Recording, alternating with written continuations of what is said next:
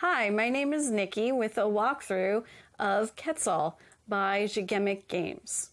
This game is for 2 to 5 players, ages 10 and up, and plays about 15 minutes per player.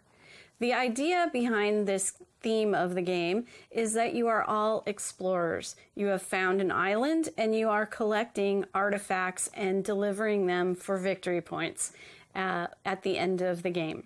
So let's cut to a good view of the whole entire board, and I will get into starting it out. Here's the beautiful board. The art is gorgeous.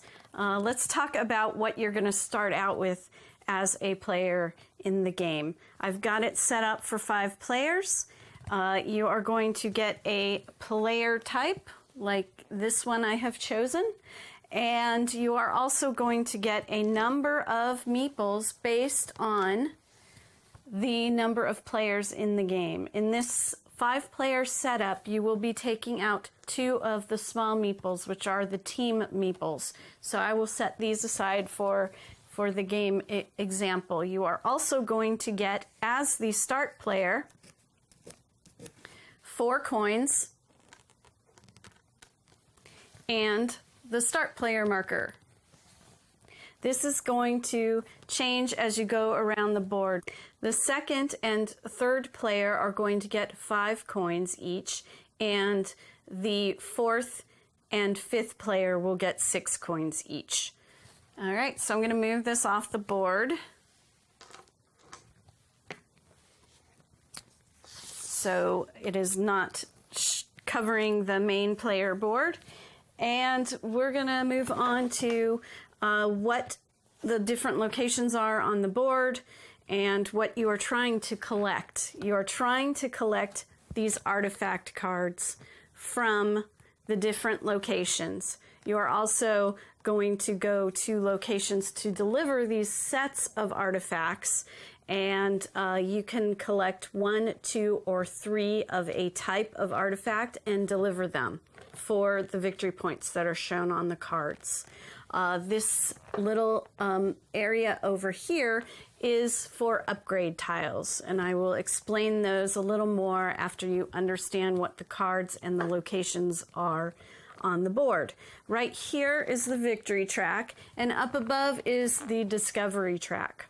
The discovery track will give you certain bonuses as you move up that track. You can see that the number 2 location is going to give you an additional coin. If you manage to get your player color all the way up to the number 12, the last position, you will get 6 victory points. Everything is language independent, and everything then will have very obvious icons. So anything that looks like this cross here is going to be coins. Anything that looks like this rising sun or a crown is going to be victory points. And this particular one here is a crate, which is for the upgrade tiles. The locations will be resolved in number order. You can see there are location numbers on each of these areas in the red. So we will start with 1, 2, 3. These actually have a 3A, B, and C before you move on to 6 and 7. Let's talk about an artifact card. I'm going to put a couple of them up close so you can see what's going on in artifact cards. There are 5 types of artifacts. I've got 3 of them represented right. Nope, I got 2. I have 2 of them represented right now. Let me put another type out. And the 5th type, it would be this. There are 75 cards, artifact cards in this deck right here off to the side of the board. And there are a breakdown of the cards is there are 18 weapon types, which is this sort of looking, and it has a green background, so you'll know what you're looking at based on the background of the card type. So green is for weapons, and there are 18 of those in the game. There are 15 tablets, and this is that gray color background is for tablets. And there are statuettes, and they are over here with a gold background. This is a statuette here. And then there are 21 pottery, which will be a blue background. The reason why I'm pointing that out is there's a lot of attention to detail on these cards.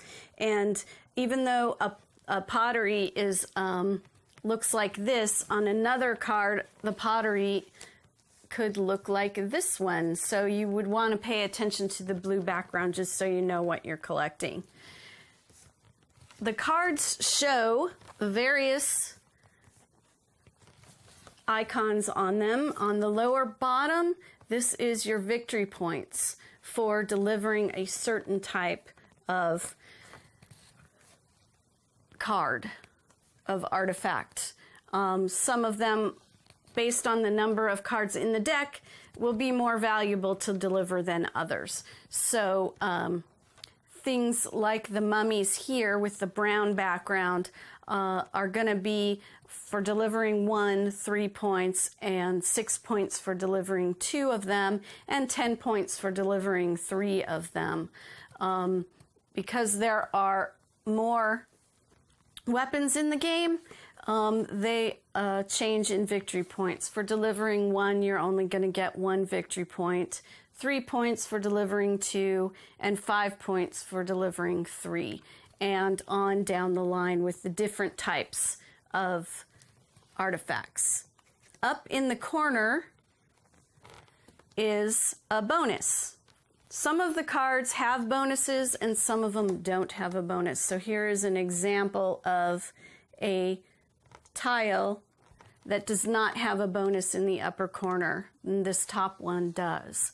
So for this, because I'm talking about tiles right now, this tile means that you will be able to bump 1 up on the discovery track. That's the track I pointed out at the top of the board.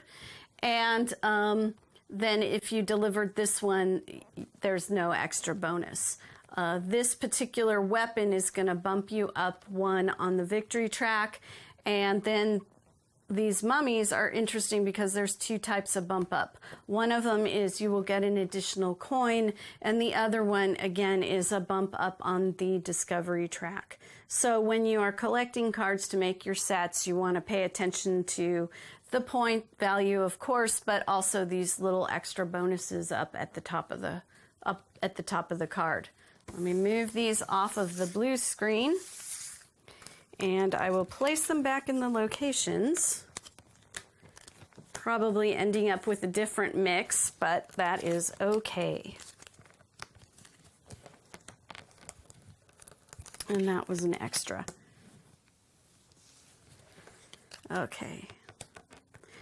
So there are these different locations I pointed out. You may have noticed already, some of them have a yellow background like these 2 locations. Some of them have an orange background like these along the bottom. And some of them have these green locations. That all is meaning a different type of way to get the cards. So the yellow locations means you will place a meeple in one of these locations. You will pay the coin that is represented here on the side. No one can bump you off of that location once you have placed in that location. The white is representing the white is representing the archaeologist, and the dark side is representing the adventurer tokens.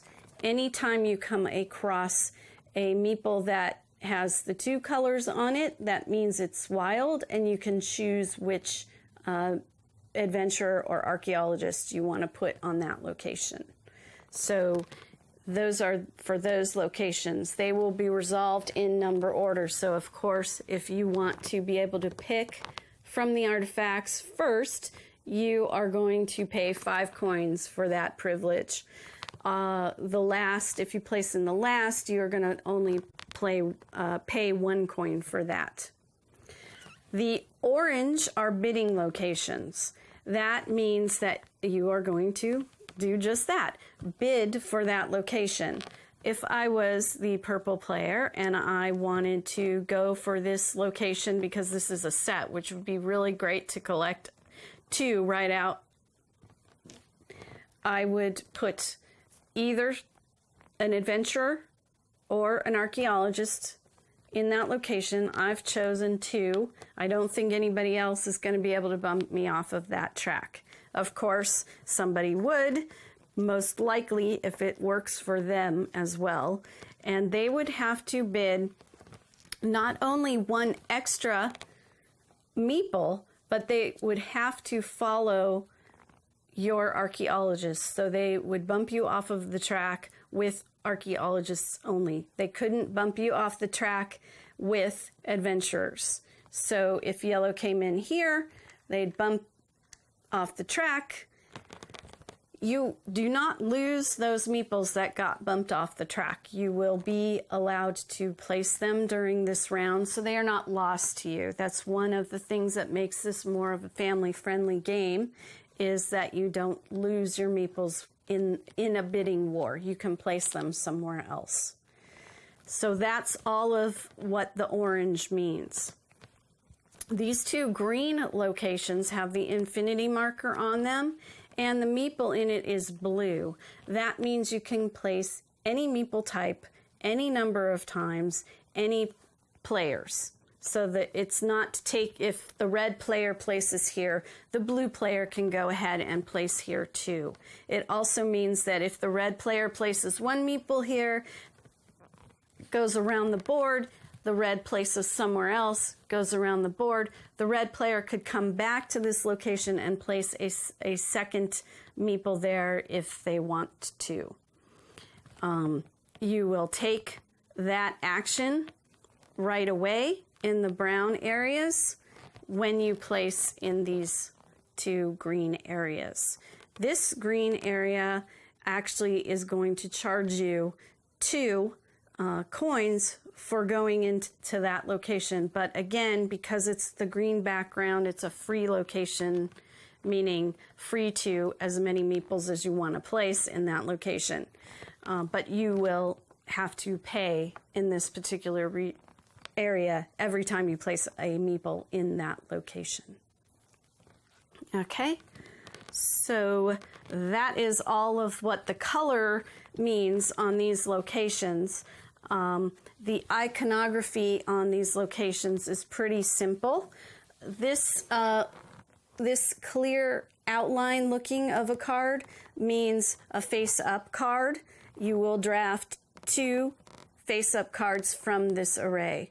When you get down to the number 3 location, however, you can see there's 1 outline card and then there's 1 kind of filled in card.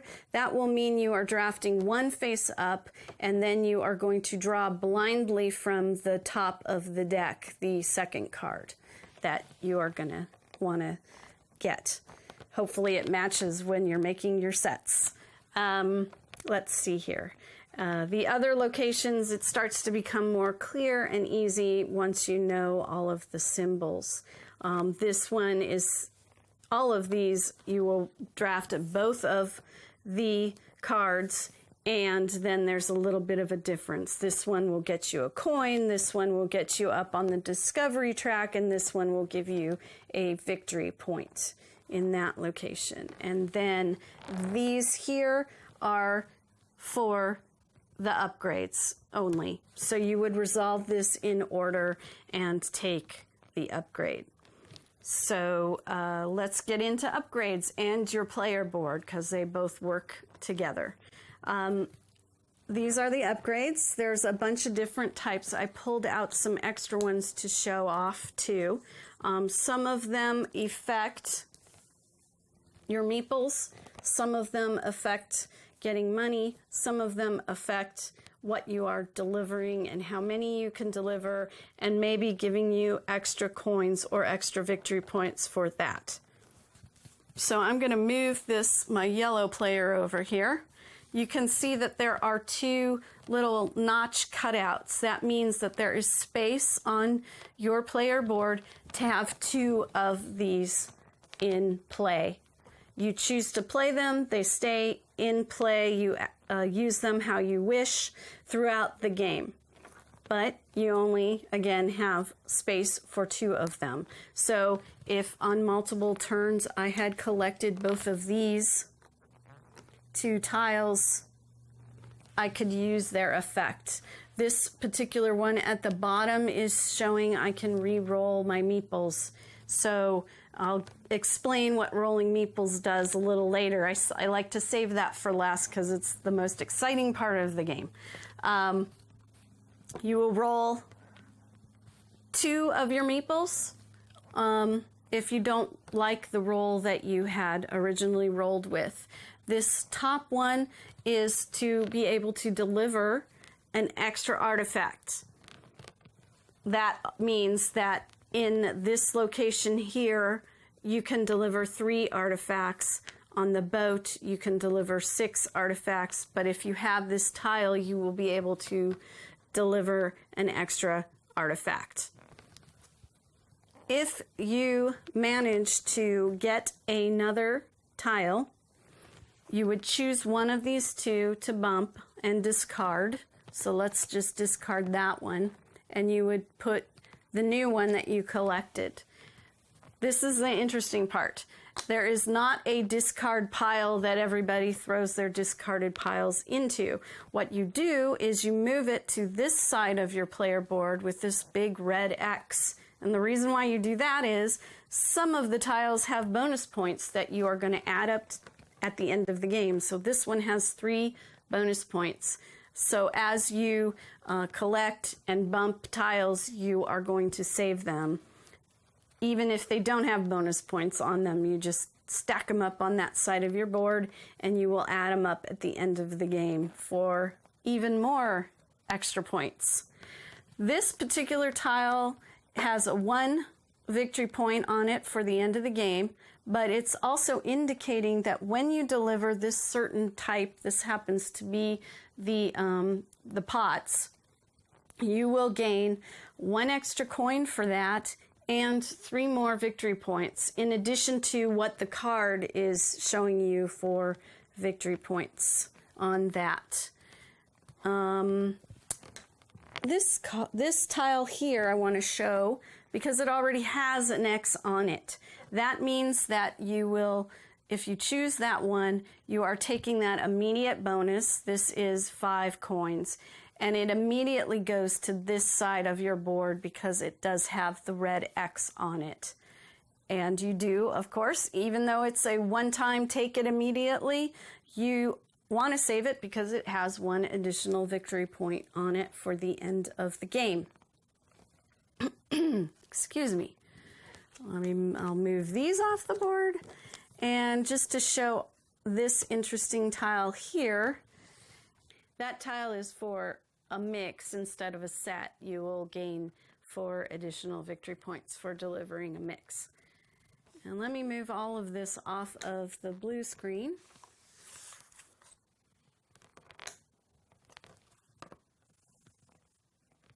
And let's get to rolling some meeples. So this is a really fun part of the game. You will roll your meeples, and depending on how they land is what they will do for you. So I have managed to roll 3 adventurers, so these adventurers will stay as adventurers.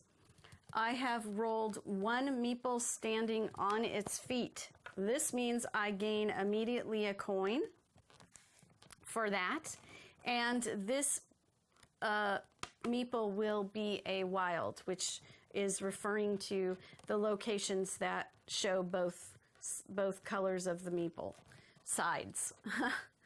And then this is my character meeple. It's always going to be wild no matter how it lands, but you do roll it in case it also lands on its feet. So you could gain a coin for that. But other than that, it's always just going to be a wild. So when I do this, I like to kind of group them together as to what they are. So if I had rolled some of these meeples on their sides or on their heads, those are also considered wilds. They won't get me any coins, but they would be wild, and I would separate them so they're with the other wilds meeples. And then in a round of play, everybody rolls those simultaneously. Starting with the first player, you start placing around the board. Once everyone is finished placing all their meeples, then you would start to resolve in the number order, like I said. And once you resolve collecting your cards, collecting your upgrades, anything else you want to do on your turn, that round is complete.